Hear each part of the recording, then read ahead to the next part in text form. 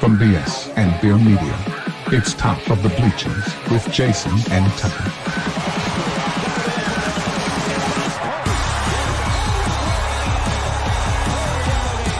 Handoff, Smith coming right, trying to outrun the coverage, makes a cut, gets it. Oh, he's still going. Oh, he's going to score. He's got the five. Let's see what the guys are talking about today. Yo, yo, yo. Welcome to the Top of the Bleachers up here in the nosebleed section. Happy Wednesday, July 16th. And we got lots of stuff. We got some Coach Saban stuff. We got some top five to go through.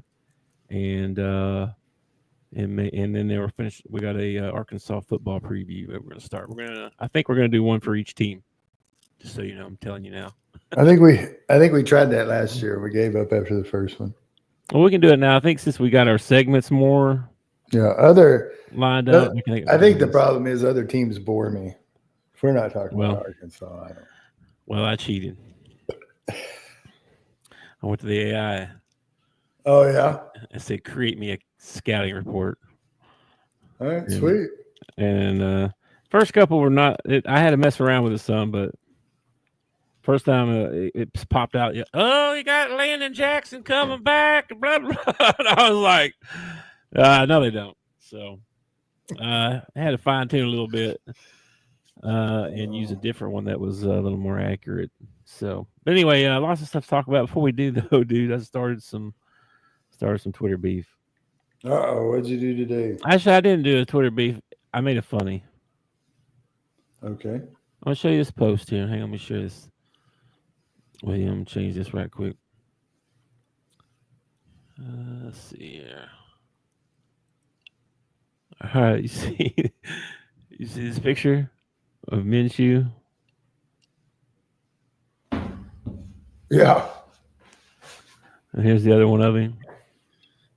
Yeah. I was like, this is what it looks like what AI would do if Baker Mayfield pick. He looks like a version of Baker Mayfield that AI would screw up, basically. You know what I mean? That's what it looks like.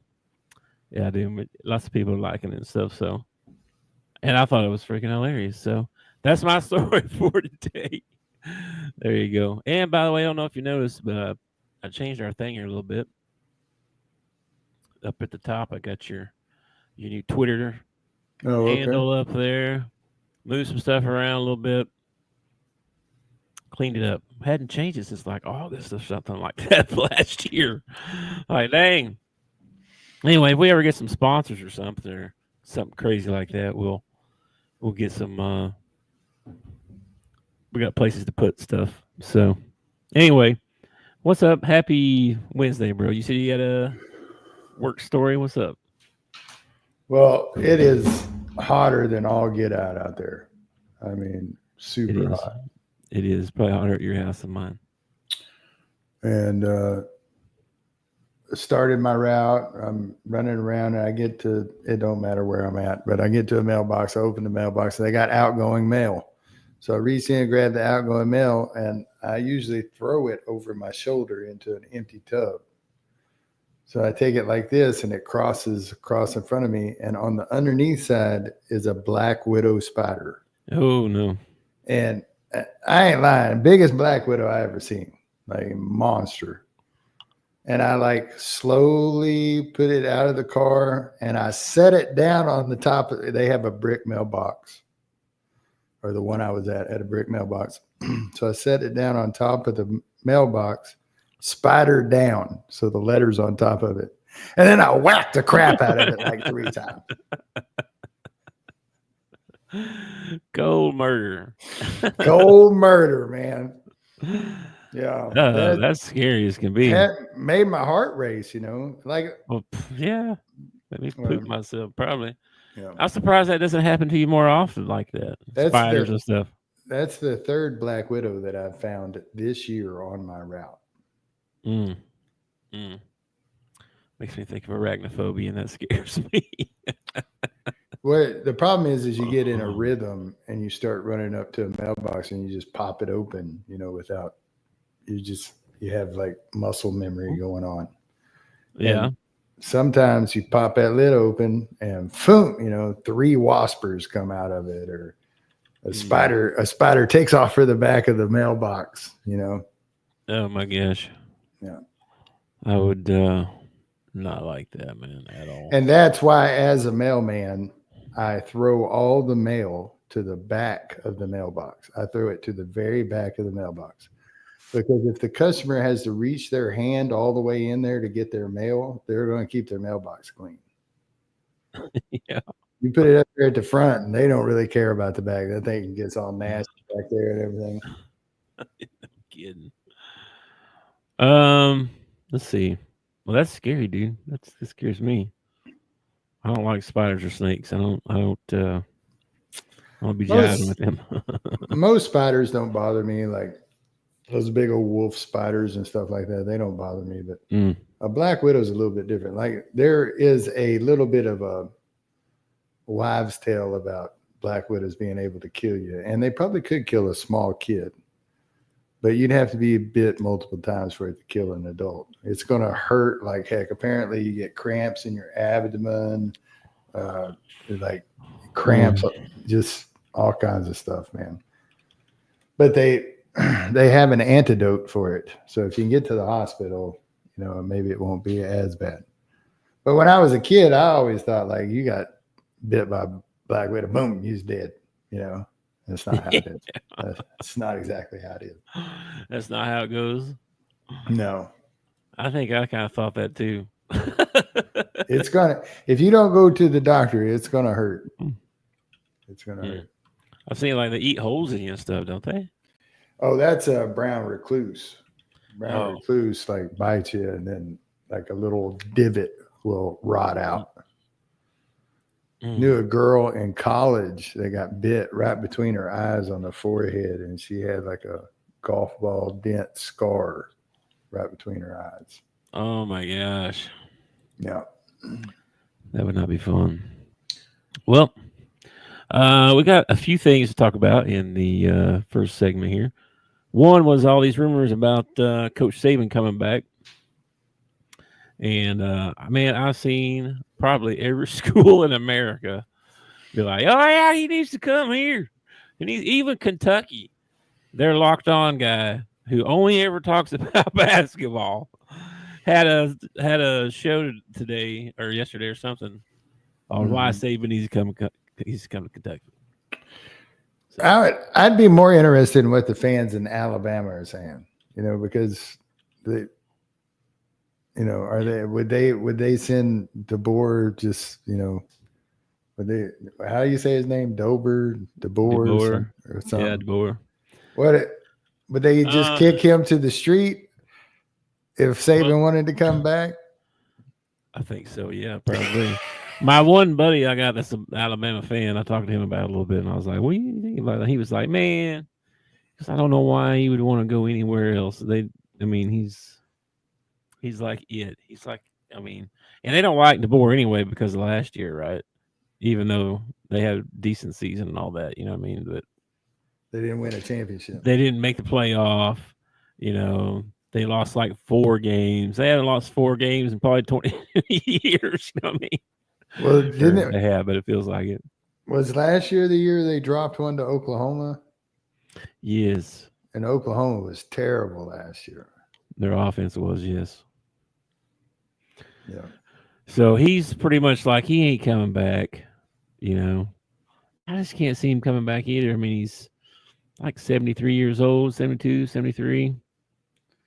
what do you got to prove? You can't, doesn't it take, wouldn't he think it takes a couple of years to kind of build the program? So now you're talking, you're going to coach till you're 80? You think, I think Joe Paul was like 85 or 86 when he finally quit coaching. And they forced him out. He looked like death, though. He did. He did. Saban looks a lot better. Saban's pretty healthy looking. He's like the Biden of Penn State. You know what I mean? I know he still plays pickup basketball. He still works out every day or most days. He's in pretty good shape for a 73-year-old. I don't know, man. I would send Sam Pittman packing in a hurry if Saban wanted to come to Arkansas. I can tell you that much. And I don't care if it did take him a couple of years. Yeah, he can have 3. He can have 3 years. I don't care. Well, I just want him running my program, man. And if you were a school out there and you didn't want him, that would be weird. That one rumor gave an entire nation hope. You know what I mean? It totally did, dude. I mean, every team out there is like, oh yeah, man, Saban's available. Oh no. Yeah. It shows you how big of a gap there is between Saban and Gruden. Because like when Gruden was rumored that he might come to college, you had colleges out there you had people out there that were like, I don't want him, I don't want him at my school or whatever. Nobody's saying that about Saban. They're like, bring it on. We'll take on. Yeah, we'll take you on. Heck yeah.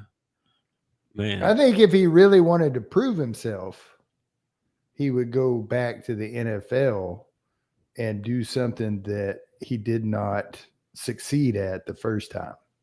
I'd like to see him go and head coach somewhere in the NFL and maybe win a Super Bowl. That would be the only thing that is unproven about Nick Saban. That's it. That's the only thing you can talk about Nick Saban that is unproven is the fact he went to the Dolphins and it fell apart. I've watched him in it. Yeah. Who'd have thought 10 years ago you'd say Saban's in the NFL and Belichick's in college?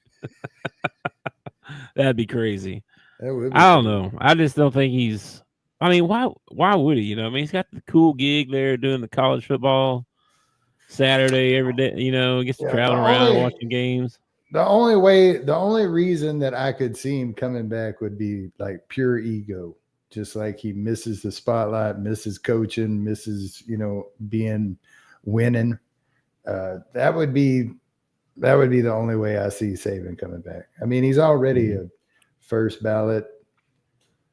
I mean, he's on the Mount Rushmore of coaches. I mean, Nick Saban is up there. He's up there with Bear. It doesn't even matter if you made it multi-sport Mount Rushmore. You say, take the best 4 coaches ever. Nick Saban's going to be on that Mount Rushmore. Yeah, man. The guy won at such a high level for so long. Yeah, man. He's crazy. And the fact that he did it at Alabama is the only crappy part about it, man. Yeah. Take some of the lackluster off of it. I mean, those redneck Bubbas they don't appreciate him. Not like we would in Arkansas. Not like the rednecks over here. Yeah, redneck. We're hillbillies. Okay, we're hillbillies. We ain't rednecks. But we got some rednecks down there in South and East Arkansas. Gotcha. What else we got going on? We got some WNBA All-Star stuff this weekend. I think. I'm pretty sure it's this weekend. Yes. Yeah. But before we go any further, did you happen to watch the MLB All-Star game last night? I saw some highlights of that. That's dude, a good topic, it was awesome, dude. They should end every game like that. There should be no extra innings ever in Major League Baseball. That's how they should end every game. You bring your best 3 up. I'll bring my best 3 up. Right. That's the best way to do it. That's awesome. That was so much more exciting. You know what I mean? Like, I thought it was very well. They only did it because it was a tie at the end of the ball game. I know. If one of them would have had a lead, so that makes me think that it was kind of rigged, a little bit. Yeah. No. Here's the rule. Right? Yeah. If the game's tied at the end of the 9th inning, you send up and whoever's pitching at the end of the 9th inning, that's who has to pitch. He's the pitcher. He stays in. I don't care if he's tired. He's in there. You do the 3 like they did. Yeah. Well, I don't think you use the pitcher. I think you bring out your batting bring out your dad. Bring out your batting practice pitcher. Bring him out. Let one of the coaches throw. Be dads all over the world traveling around with their sons. Really good game, entertaining game. They mic'd up Clayton Kershaw while he was on the mound. That was really neat hearing him. I think I got to go curveball here. I'm gonna go curveball. And then when he would miss, he'd be like, I buried it. It was really cool seeing that. I'd like to see them maybe work that into the regular season somehow. I wouldn't want to do it during the playoffs because you want your guy really focused in during the playoffs. But during the regular season, maybe the first inning or something, do some live mic with the starting pitcher or something. I thought that was really neat. That's crazy. The game was entertaining. The AL, I think the AL was up by 2. One of them was up by 2 going into like the 9th inning, and then the other team tied it up, and that's what took us to the bat off at the end. It was just an awesome way to end it. I kind of wanted the kid from the Mariners to kind of keep it going. You know what I mean? When he steps up there, how do you say his last name? Schwarber, whatever it is. Schwarber. Dude, that last one he hit where he dropped to his knee, dude, that thing was cranked. Yeah, you went 3 for 3, right? Yeah, and then I saw a couple of people on Twitter or X, on X complaining about the format for the home run derby, and I kind of liked it. Each one got 27 pitches, or 27 outs or whatever it was. Simulate a game. Yeah, and then after you hit I think it was your 10th one, if you hit 10 home runs, then you got this little bonus thing at the end, and I kind of like the format. It ended up dragging it out a little bit longer or whatever, but I thought it was more entertaining. I also got a kick out of the fact when you looked up in the stands, everybody was sitting in either right field or left field. Wasn't anybody in center field. There was hardly anybody down third base lines. And everybody was a puller. Like everybody that went up to the bat was pulling it. There was hardly any of them hit. Did you ever see the the old time back in the 50s, 60s TV? They show it on TV. Yeah. Where they do they played the 9 innings. Yeah. You went up, you got your 3 outs, and it's your next guy's turn. Yeah. I kind of like that. I thought that was kind of cool. I like the fact that they could 27 swings. You're going to take 27 swings. That's a lot. So they get to call a timeout. I like the fact they gave him one timeout. That's crazy. So I thought it was pretty good. I thought MLB actually did a pretty good job with the home run derby and the All-Star game this year. Well, I didn't get to see the game, but I saw the highlights and stuff. I saw the Kershaw stuff a little bit. How they had him mic'd up. That's kind of cool. The only thing that I thought was weird was the timing. Like they had the home run derby on Monday night, and then they had the All-Star game on Tuesday night. And that's just weird to me. Like, why are you not doing this on a weekend? Like, I feel like this should be a weekend thing, But I mean, I guess they probably pick up their series again on Friday. Probably Sunday series. I don't know if it's because they weren't competing with anybody else. Like there was nothing else on that night, so they're not really competing with anybody. But I thought it was kind of weird that they did it on the Monday weekend. And they did it on a Monday and Tuesday. Well, I guess they didn't want to compete with the WNBA.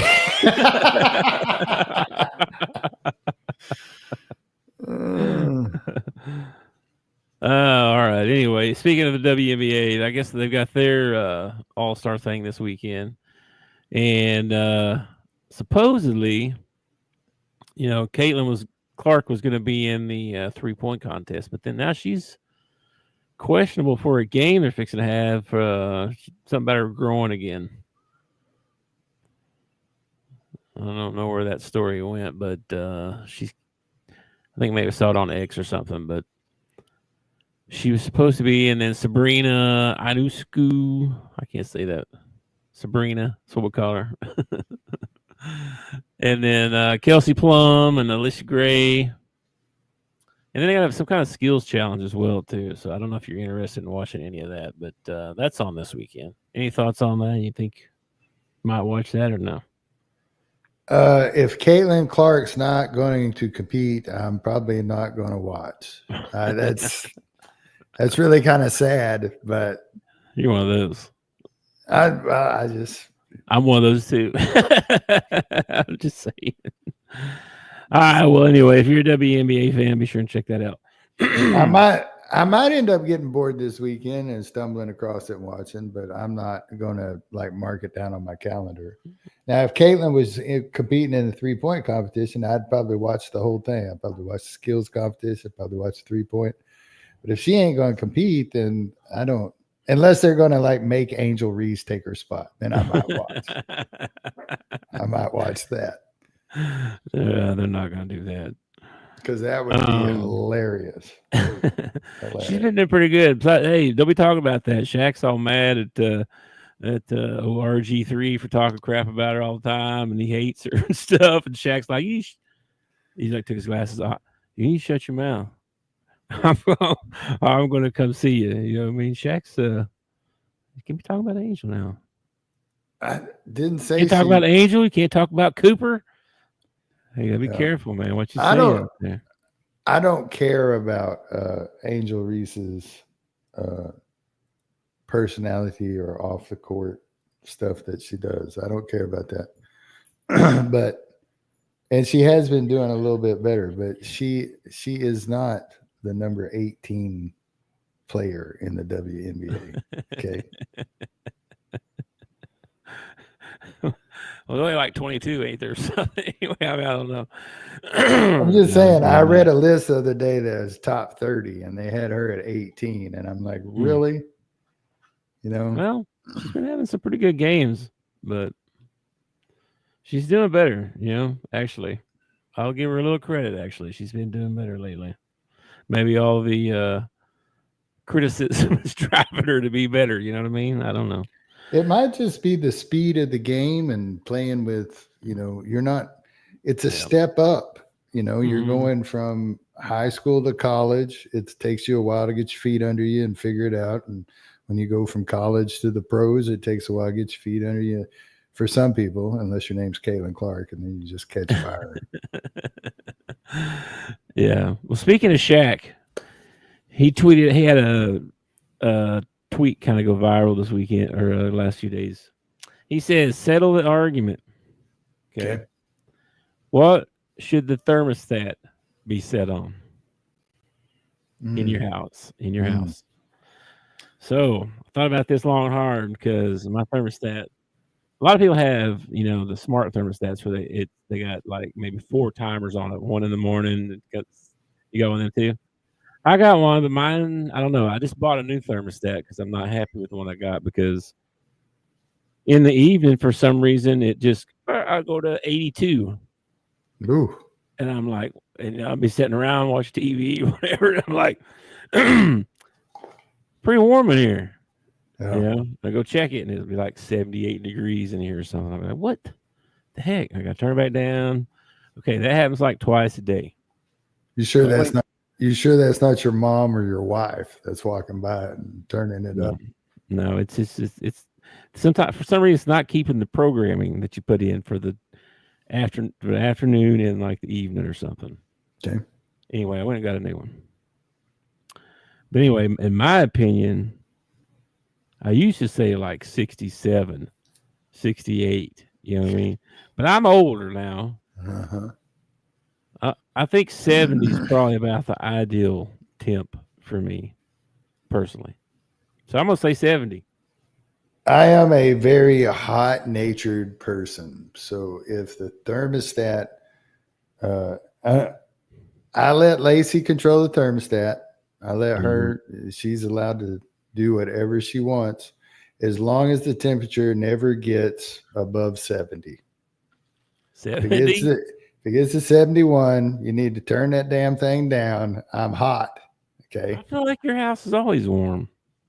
I feel like that too.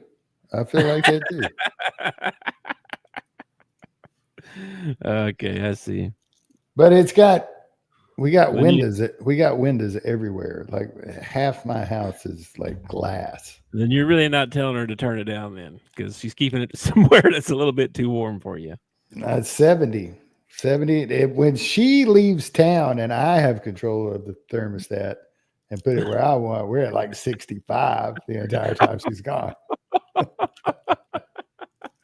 I'm getting up in the morning. I can see my breath. I'm like, yeah, that's what I'm talking about. That's pretty good. I like that too. Got freaking steam on the windows from the outside, so much hotter than the inside. Your windows are all condensated over. Oh my Lord! All right, well, so what's your ideal set then? If it was up to you, like if you had to do it all the time and you had to pay bills and see the electric bill. Well, my ideal would be like you can always put on more clothes. Okay. You can't take your skin off. So my ideal would probably be like, 64, 65 all the time. Oh my gosh. But it's like a freezer. It is. It's like a freezer. But there's 9,000 blankets in this house. There's Yeah. I mean, go put some britches on and you ain't got to worry about being cold. I agree. I've always said that too. You can put stuff on, you can't take enough off. Especially during the dead of summer. During the winter, I mean, there's a time period in the fall where we'll actually open windows and turn on some fans and, stuff like that. But during the summer, because I work out in the heat all the time. So when I come home, I want it cold. And we got hardwood and tile everywhere. So there have been days I've come in, I just lay down in the floor. Just like, oh, come on. All right. Well, a little cold for me probably these days, but I do the blanket thing anyway. And I feel like I wear a sweatshirt maybe 9-10 months out of the year anyway. Just, like all the time. But ever since the diabetic stuff, I've been colder. Oh, I definitely am more cold natured now than when I was younger. But I still like it, chilly. Every time the twins show up at my house, they're like 15 years old, and the first thing they do is grab a blanket. I'm like, I want but her mom probably keeps it 94 to her house all the time. That's probably true. Oh gosh. Anyway, moving on. So we got our top 5 segment, bro. You brought this up yesterday. We were talking about it from College Football Alerts. The top 5 NCAA college football coaches that were players. Yeah, you're ranking them on their playing ability, not on their coaching ability, but how they did as players when they were players. Okay. Notable standout on their list was at number 21 was a Mr. Sam Pittman, which I was really surprised at. I didn't. It is kind of surprising. Yeah. Well, we want to start with number 5 that they had on their list. I believe number 5 was Mike Gundy. Michael Ray Gundy. I didn't know that till just now, so that's pretty cool. Everybody called him Bubba when he was little. Bubba Ray. Yeah. Let's see. Oklahoma State quarterback from 1986 to 1989. Mm-hmm. And then did some coaching all over the place. Yeah. There ain't really a whole lot of stuff on his college career. No, I had trouble finding any of these coaches' college career stats. So except for some of these other guys, I thought I had them, but let's see here. He's been in all kinds of playing career. Here we go. Midwest City High School, played quarterback. voted Oklahoma Player of the Year, 1986. Oklahoma Player of the Year. Yeah. Heavily recruited by the Sooners, but in the end signed with the Cowboys.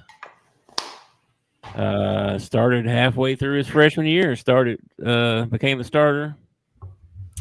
All-time leading passer in Oklahoma and Big 8 conference history. Wow.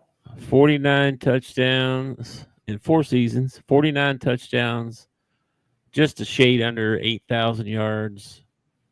Over 2,000 yards in a couple of years there by itself. Led him to bowl wins in the 87 Sun Bowl, the 88 Holiday Bowl. Of course, he had Thurman Thomas and Barry Sanders. You know what I'm saying? So, yeah, he wasn't 8,000 yards in 4 years. You're not being asked to throw the ball too much. It's a lot of hand the ball off. No, I mean, you got Thurman Thomas and Barry Sanders. I don't trust. I can't believe he's on this list. To be honest with you, I'm kind of disappointed. Well, I think it's because when you start going past number 5, you run into a bunch of coaches that not only have you never heard of, but their career as a player was not that great either. I got you. It's like those who, what's the old saying? Those who can do and those who can't teach. Yeah. Something like that. Which is not true for our number 1 coach. But number 4, who is number 4? Number 4 on their list, Steve Sarkisian. Oh, yeah, Sark. That's right. This is playing career here. I'm going through this. Let's see. He was actually a standout baseball and football player at West High School in Torrance, California. Okay. He went to USC as a non-scholarship middle infielder on the Trojans baseball team. So he did that for a little while, played some shortstop. One of his coaches told him he needed to play football. So his sophomore season, he was named a junior college All-American after setting a national junior college record by completing 72.4% of his passes. Wow. As a junior, he transferred to BYU. All right. Let's see.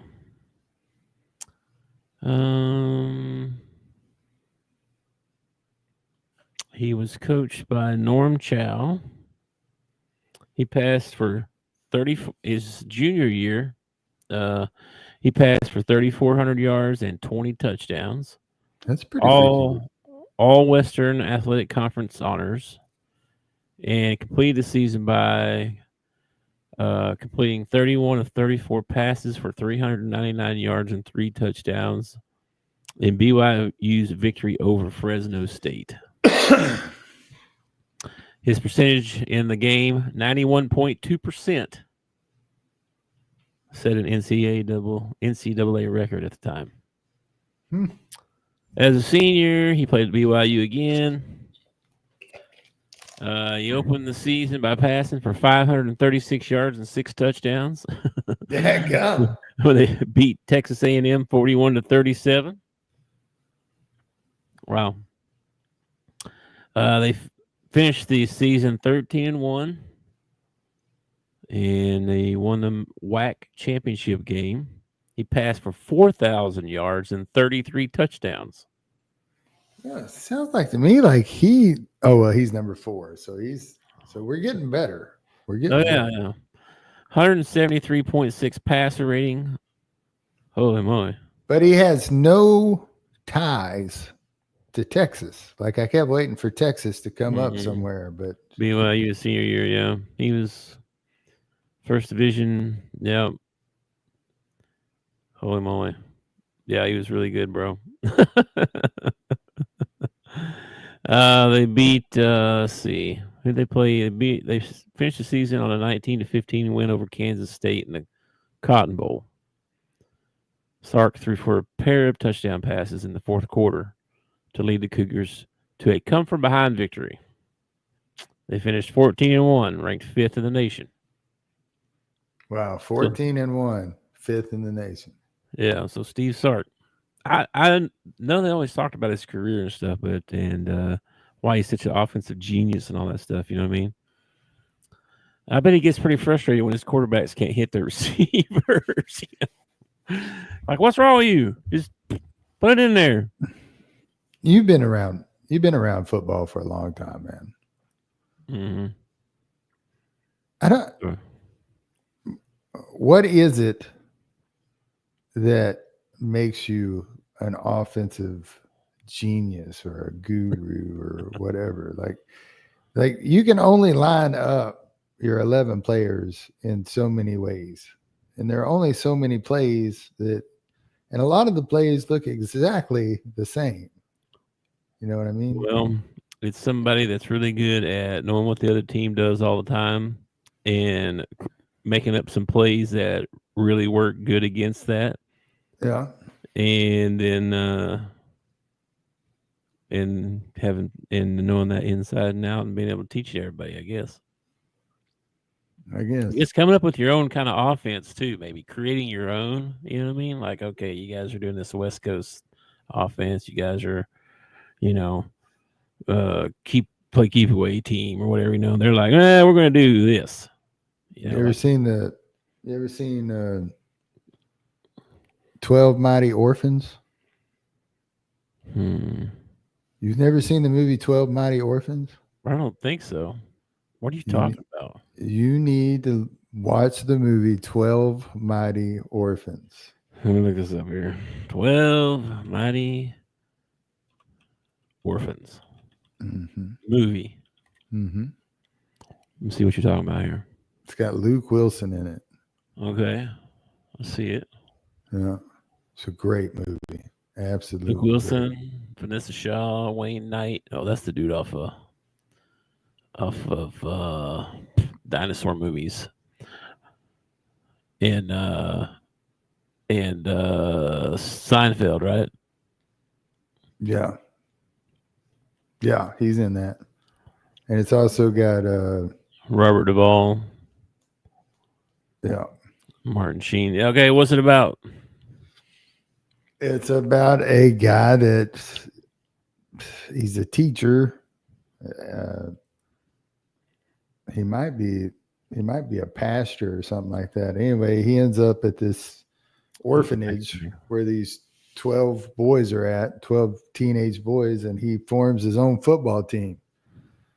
And he comes up with the veer. He's the first man to ever run the veer, and it just had other teams befuddled. They could not figure the veer out. It's a great movie, absolute great movie. Might have to watch this. Now get your tissue box out. There's a couple scenes where you better have your tissue box ready. I know you. Let's see. Based upon the nonfiction book 12 Mighty Orphans, the inspiring true story of the Mighty Mites who ruled Texas football. The war veteran. He came up with the option, and the other team just did not. The first game they ever play, they get annihilated or something like that, or maybe it's a preseason game or something. They get annihilated, and he's like, "We're not going to be able to do this. We're going to have to come up with something else." So he comes up with this offense, and the first game they play in, he pitches the ball to the running back runs around the end, runs for a touchdown. And the other coach is like, "What is that legal? What was that?"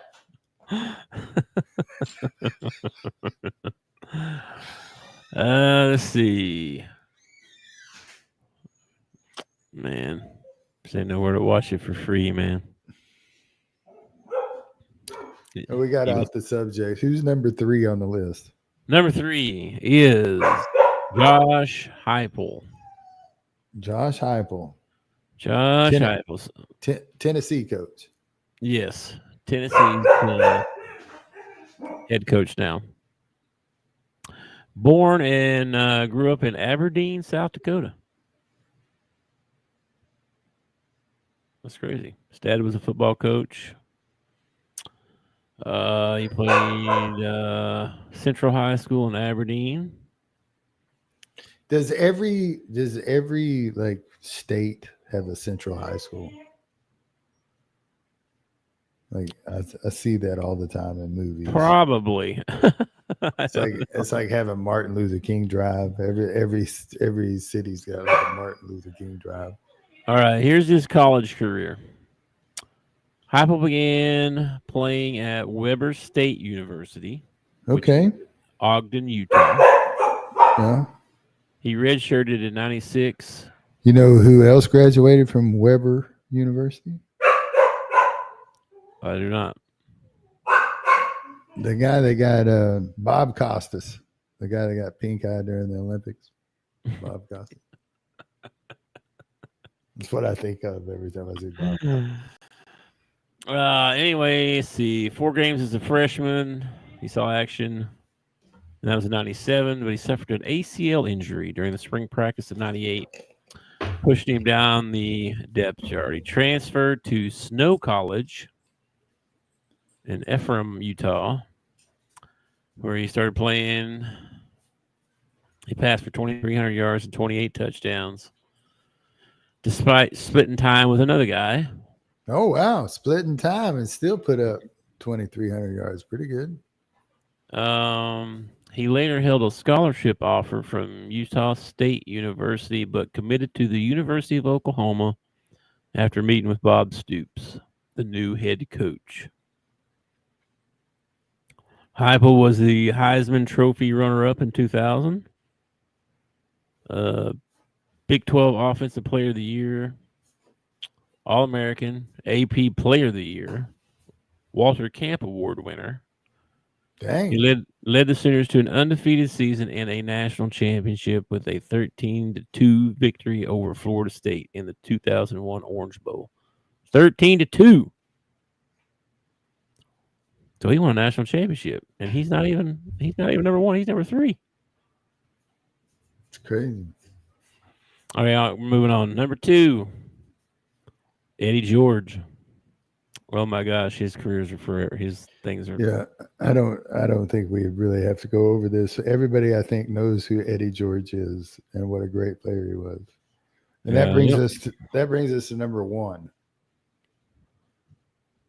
Okay, you don't talk about him at all. Okay, Dion. I mean, what about him? You can go over his career if you want, but everybody knows Eddie George, Ohio State. I mean, he really didn't run for that many yards. I'm kind of surprised. He didn't even run for 4,000 yards in 4 years. He stayed all 4 years? Mm-hmm.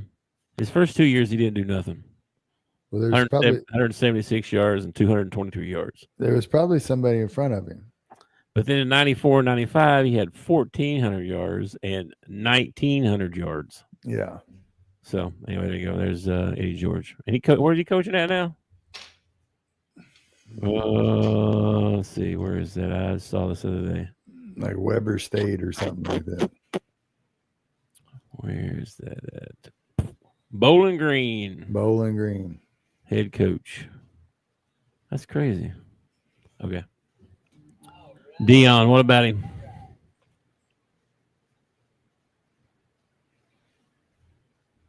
Yeah. What about Dion? Yeah. What about him? He's number 1 on the list, isn't he? He is number 1 on this list. Absolutely. Do you agree with that?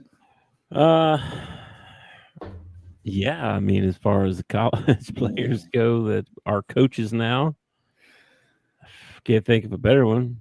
I mean, no, I can't either. Unbelievable college career.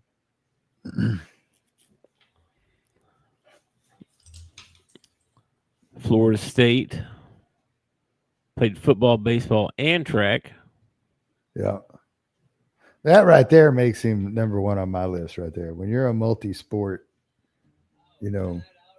athlete. Like if Bo Jackson was coaching in college right now, Bo Jackson would be above a Dion and then Dion. Yeah. Hey, get out of here. Go. He was third team All-American in 1986 and then two-time consensus All-American cornerback, 87 and 88, intercepting 14 passes in his career, including 3 in bowl games, and managed to return 1 interception, 100 yards for a touchdown.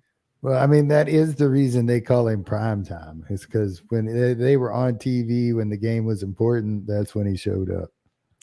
He was so fast, man. Yeah, it was ridiculous. He was so fast. He won the Jim Thorpe Award. He led the nation in punt return average and broke the school record for career punt return yards. Made an interception with 5 seconds left to seal Florida State's 13-7 win over Auburn in the Sugar Bowl.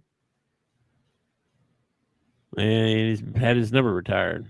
126 punt returns, 1,429 yards, and 3 touchdowns.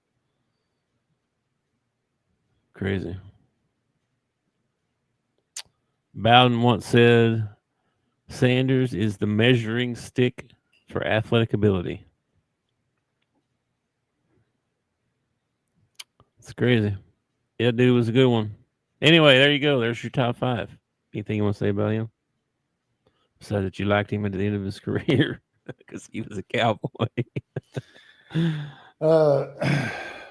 I didn't really like Dion in the pros until he became a Cowboy. Yeah, He's kind of like how I felt about Cal, you know. Yeah. I understand. That makes sense. Yeah. All right. Well, we can't even go. All right. So we're going to get into our.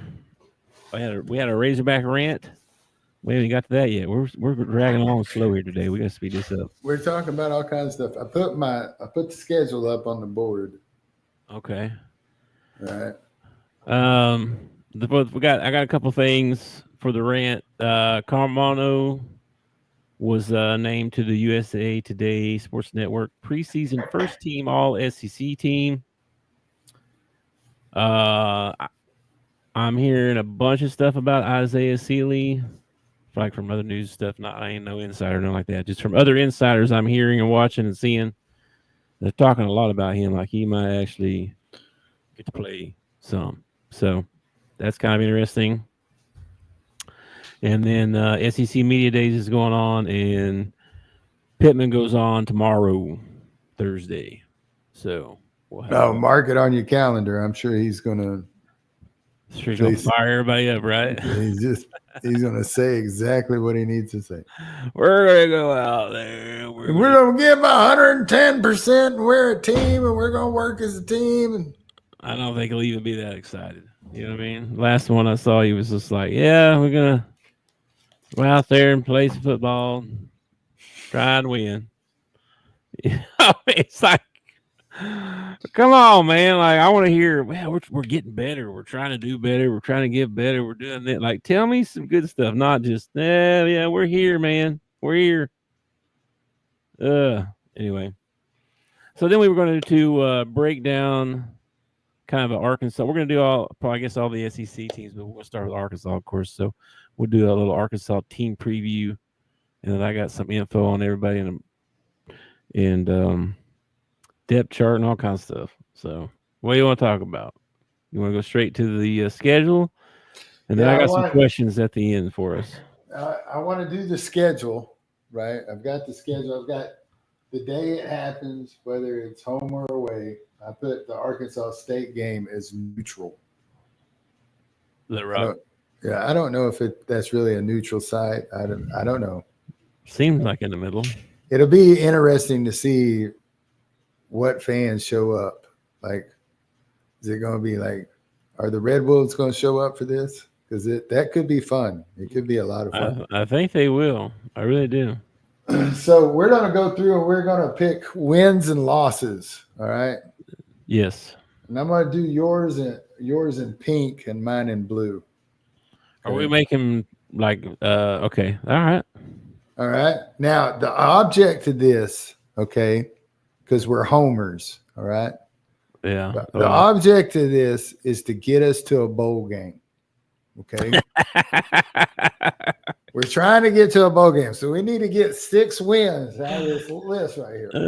Gosh. Okay. I've been studying this list, and might be difficult to do. I agree. All right.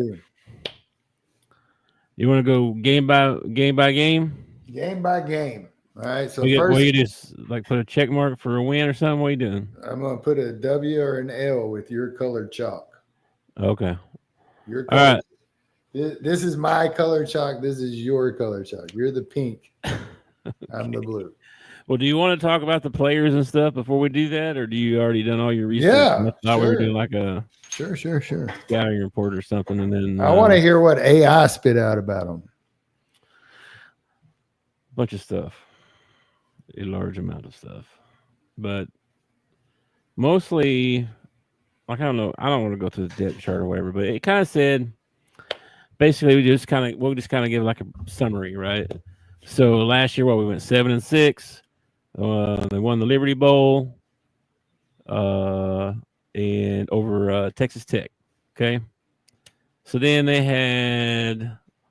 said the top transfer that we got, or Arkansas got, however you want to. Yeah, we. Neutral, I guess. No, you can stay neutral. I'm gonna say we. It was Corey Robinson, the offensive tackle, 6'5", 307 from Georgia Tech. Biggest transfer loss has Patrick Kutas, 6'5", 313-pound NFL prospect who went to Ole Miss. And then so they're trying to move Carmona down to guard, so he's projected to be down there. Then it listed off the top 10 players. Okay. So, top 10. Number 1, they had Carmona. So I'm kind of surprised it wasn't Taylor Green. Taylor Green's number 2. Xavier Sorey, Stephen Dix, Omega Blake, Corey Robinson, the guy, the offensive tackle, Cam Ball, David Okey,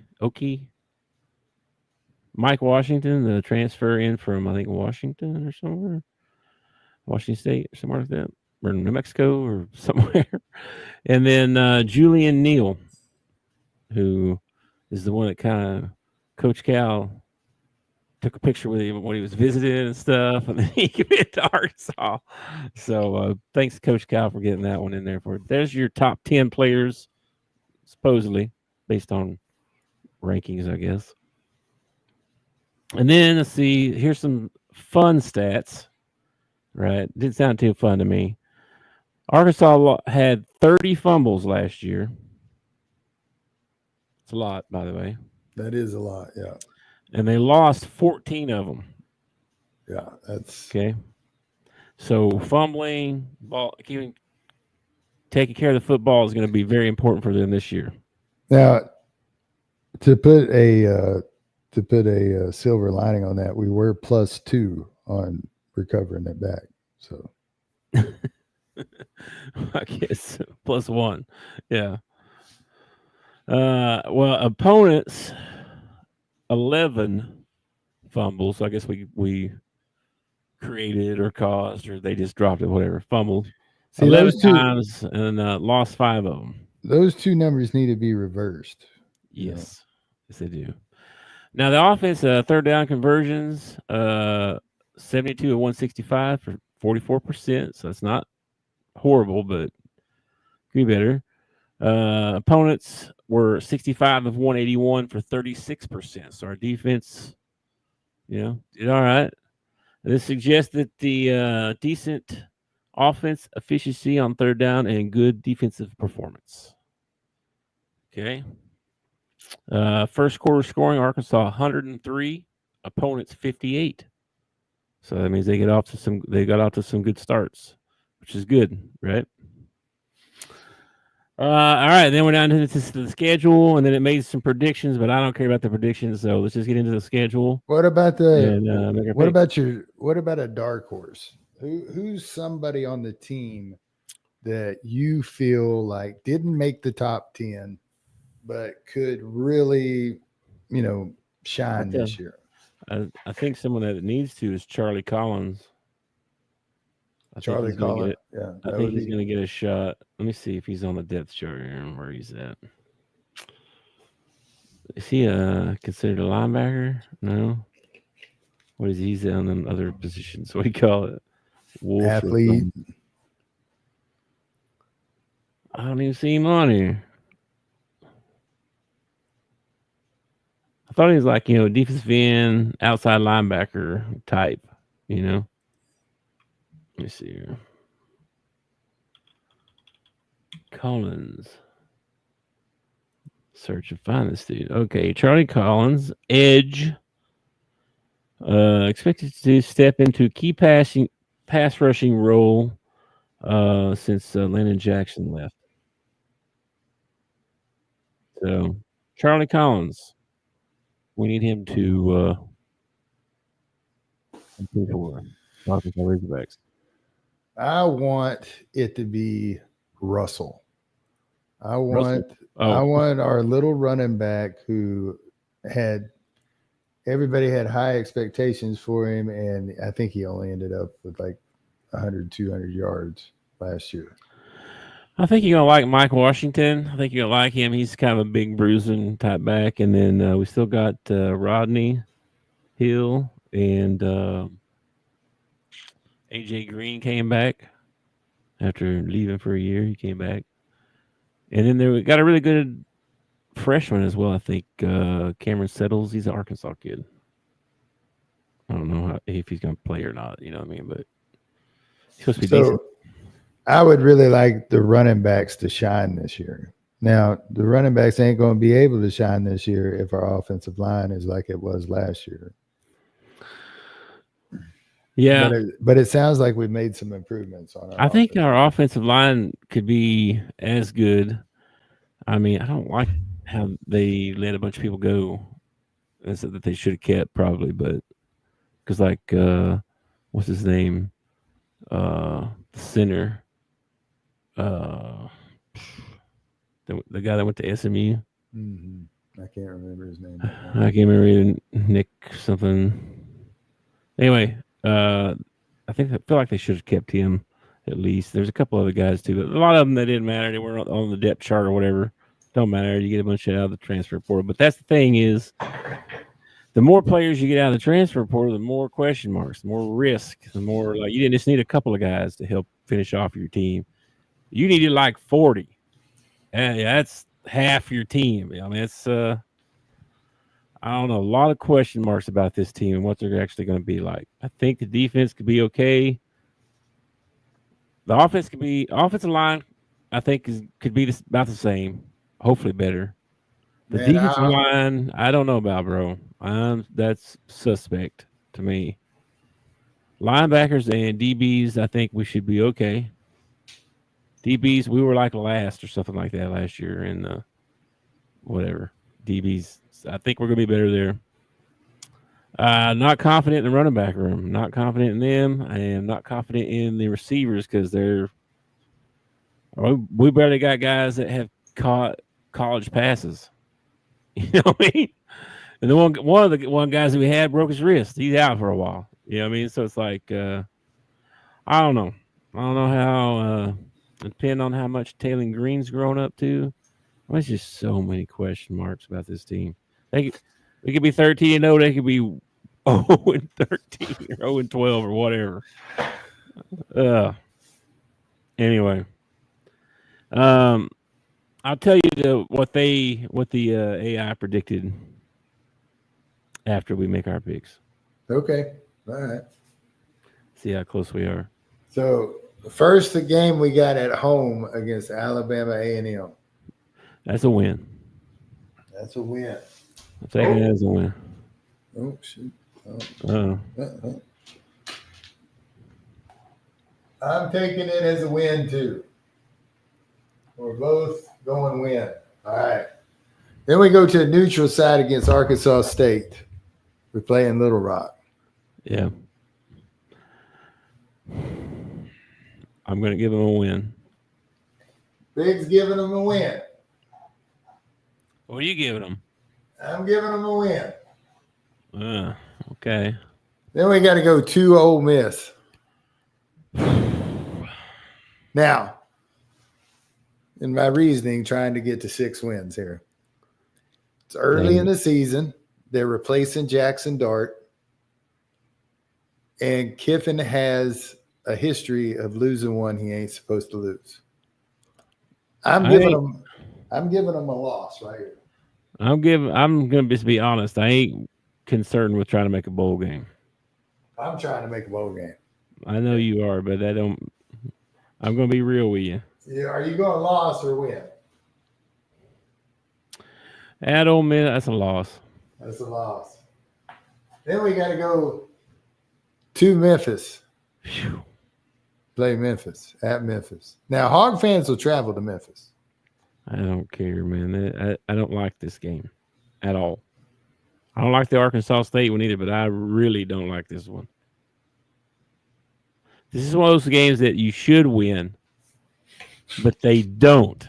You know what I mean? Like BYU a couple years ago or last year, whatever it was. Like, Toledo.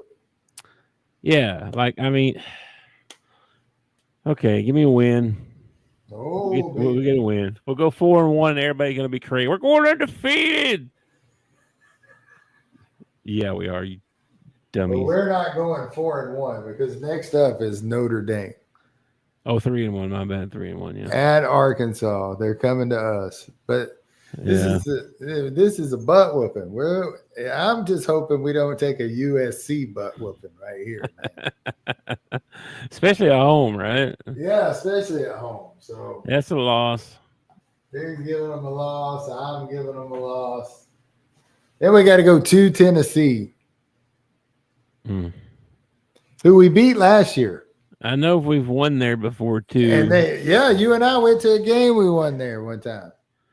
Yeah, that was when that other fat man ran our program. That Belima guy. Yeah.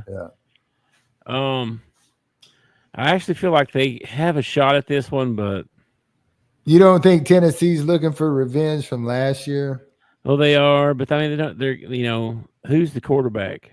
Well, I'm a leaving left, so I don't know who their quarterback is. That's what I'm saying. We haven't previewed Tennessee yet, so I don't know. But they got Josh Heupel as their head coach. Yeah, I'm pretty sure they had a high 5-star guy come in. I'm pretty sure. Anyway, I'm gonna say loss. You're going loss. Yeah. Oh wait, got my colors fixed up. I'm going loss. You're going loss. Yeah. Texas A&M. It's a loss. That's at home. They got rid of Jimbo. I don't care. They got a guy that's better. Got a guy that's better. Yeah. Elko. You're going loss. I'm giving them a win right here. Yeah. Okay. Giving them a win. Then we're at home against Auburn. That's a win. That's a win. I'm giving them a win. Okay, right now, I have them with 5 wins. Okay. Here's the problem. They got to get one more win out of these last games. Yeah. Okay. Well, Mississippi State, I think, is a win. Okay, Big's giving them a win there. I would love to give them a win there. I'm going to go ahead and do it. All right, we made a bowl. All right. No. LSU. Loss. I'm giving them a loss. Texas. Loss.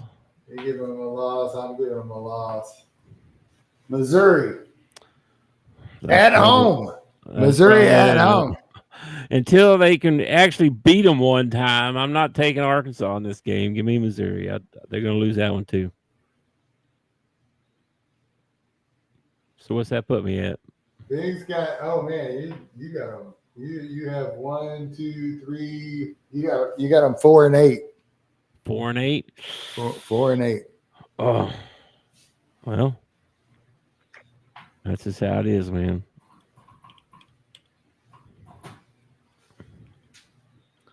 I just don't trust them at all.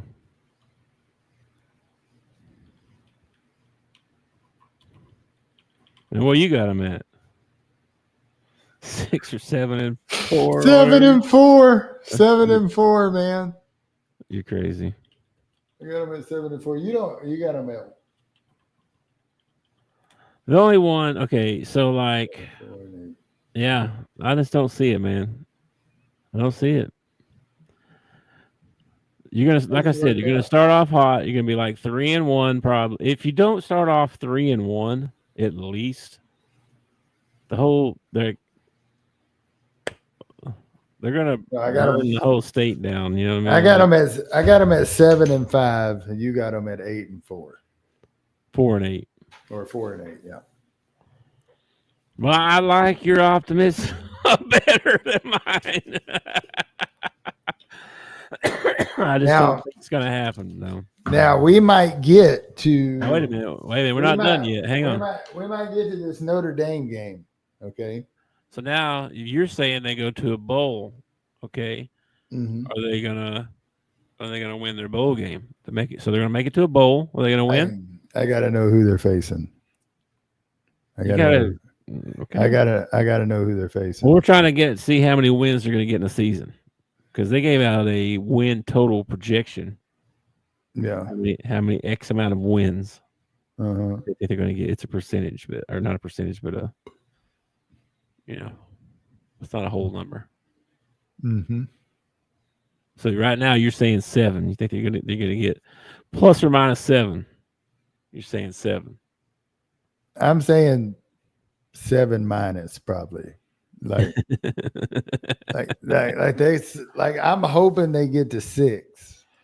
I'm being optimistic by giving them 7. I think I'm being optimistic by giving them 6. I think you're being extremely optimistic by giving them 6. Well, we get to Notre Dame. Bro. And we're sitting 0 and 4. We're going to revisit this little chart here. I'm going to tell you right now, that Memphis game, I picked them to win that game. I'm telling you right now, that could be another loss. How crazy would it be? How crazy would it be? They could go 3 and 9. How crazy would it be to be going into Notre Dame 4 and 0? That would be pretty crazy, yeah. Because all you have to do is pull off a win against Ole Miss to be 4 and 0 going in against Notre Dame. We might and it's at home. We might actually get a game day if they could do that. I don't know if they could do it. But if they could, they might even get a game day.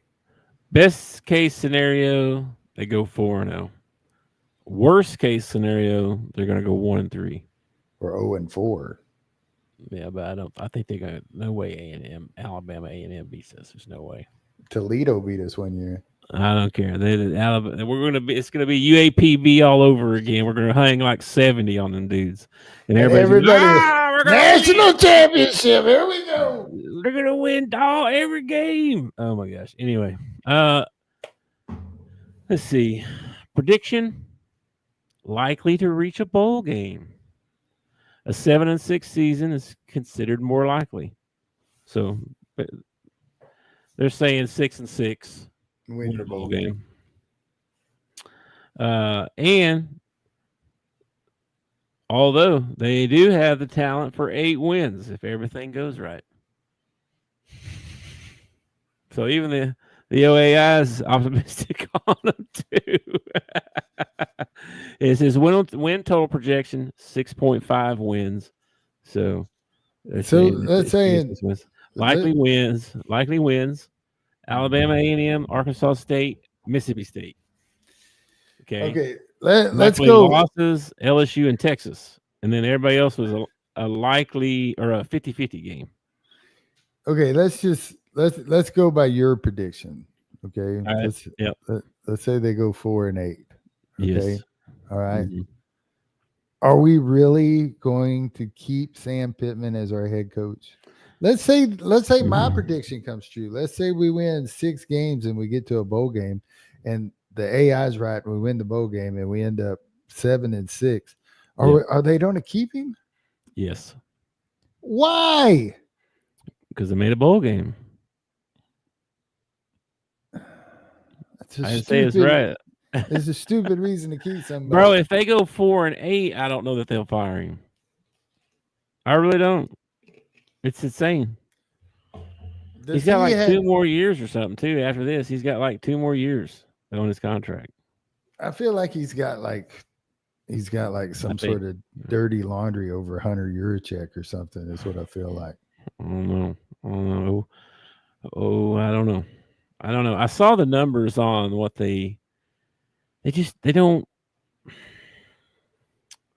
I don't know if it's coaching or not getting better players. You know what I mean?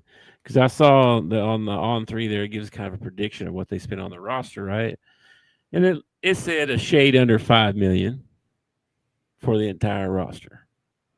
Well, you got, these other guys spending 30 million. I think Texas spent 20. So that might change some with this whole revenue sharing thing and stuff. But right now, as of last year, they're not spending that kind of money on football. So this is how it's going to be. We're going to be happy to get to the Liberty Bowl every year. I hate it, dude. I don't like it either. They need to fire him and get Saban. That's what needs to happen. They need a name. They need somebody that can bring in, like, No. I feel like take Saban, for example. I think like there are kids out there that might be willing to take less money to be coached by Saban. People, they're not going to take less money to come get coached by Sam Pittman. I'm sorry. Yeah, no. And I've said this over and over again. I like Sam Pittman. I'd love to have a beer with the guy and talk shop with him, but I don't want him as my head football coach. And demote him, send him to O-line or something like that, and bring in somebody else. That's all I'm saying. I know. I wish they would. I don't know. We'll see what happens, man. I don't know. There could be a lot of changes, right? We'll talk about this with the other teams too, but like there's a lot of dudes on the hot seat. Like Brian Kelly.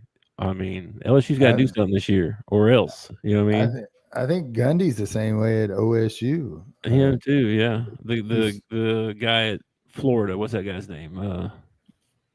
Not Donovan, but but they finished the season off strong. They started it crappy, but they finished the season off strong. Yeah, and they got Lagway coming back too, so they might be pretty good. But let me see who I got here. I think I had a slide on this. Well, maybe not. Nah, never mind. I saw it somewhere else. Anyway, that's it. That's all I got for you on the Arkansas Razorback scouting report. There you go. Anything else you want to add? No. It's hard to get excited for it. I know. It really is. Well, for several different reasons. One, the ones we talked about. We're not spending money. We don't have the coach we want. Or expectations from the university are, hey, make a bowl game, which should not be the expectations of the university. But also it's just, it's still a ways away. It's still like a good month and a half away before the first game. So it's kind of hard to, get excited about it. We get a week out from week 0 and I'll be pumped. I'll be like, come on, let's go, All right. Well, final segment. Joke of the day.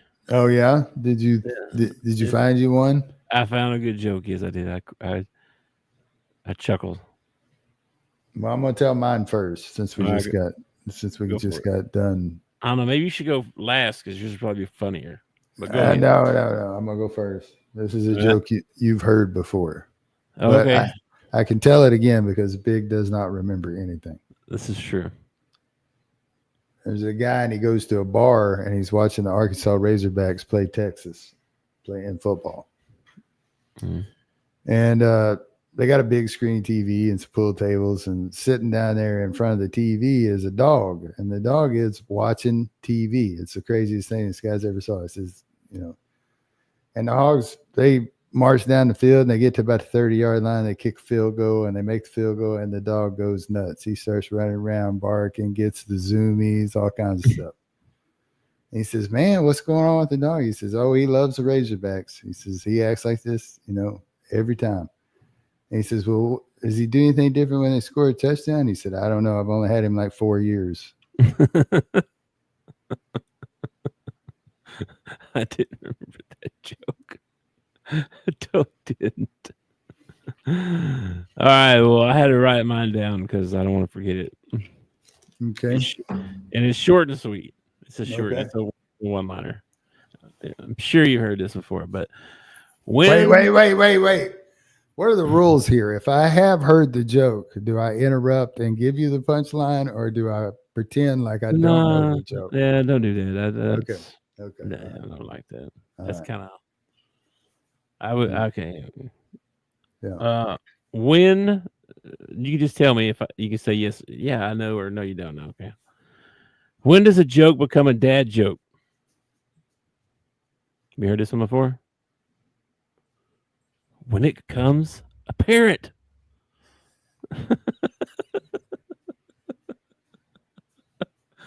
There's your clean joke of the day. It's a good You're one. welcome.